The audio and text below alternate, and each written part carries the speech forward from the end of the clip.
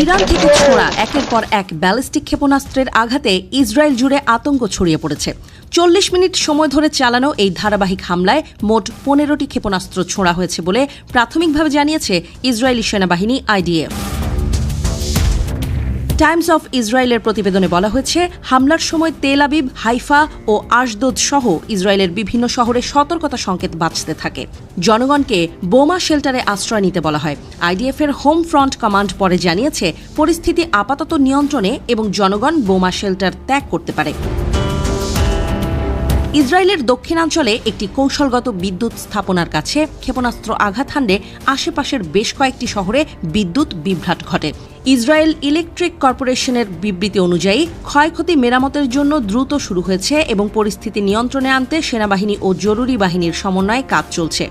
এখন পর্যন্ত হতাহতের কোনো খবর পাওয়া যায়নি। তবে সামরিক বিশ্লেষকরা বলছেন, ইরান ও ইসরায়েলের মধ্যকার এই সরাসরি ক্ষেপণাস্ত্র যুদ্ধ পরিস্থিতিকে মধ্যপ্রাচ্যে একটি পূর্ণমাত্রার যুদ্ধের দিকে ঠেলে দিতে পারে। তবে সাধারণ জনগণের মনোবল দৃঢ় রয়েছে দাবি ইসরায়েলের।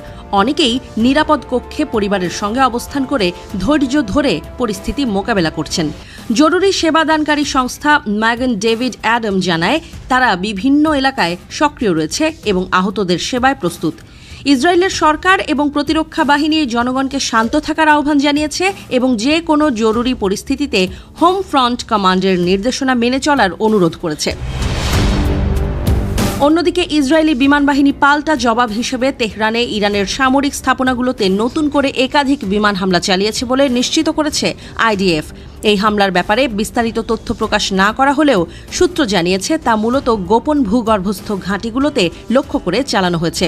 এই মুহূর্তে ইসরায়েলি পার্লামেন্ট নেসেটের বৈঠকগুলো পুনরায় শুরু হয়েছে, যা ক্ষেপণাস্ত্র হামলার সময় কিছু সময়ের জন্য বন্ধ রাখা হয়েছিল। আইন প্রণেতারা আশ্রয় কেন্দ্রে চলে গিয়েছেন, পরে হোম ফ্রন্ট কমান্ডের নির্দেশনা অনুযায়ী তারা সভাকক্ষে ফিরে আসেন।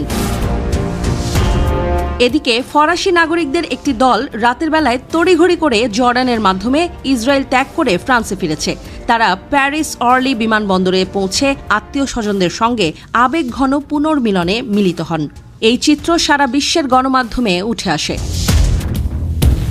মধ্যপ্রাচ্যে চলমান এই উত্তেজনা আরও বিস্তার লাভ করতে পারে বলে আশঙ্কা করা হচ্ছে।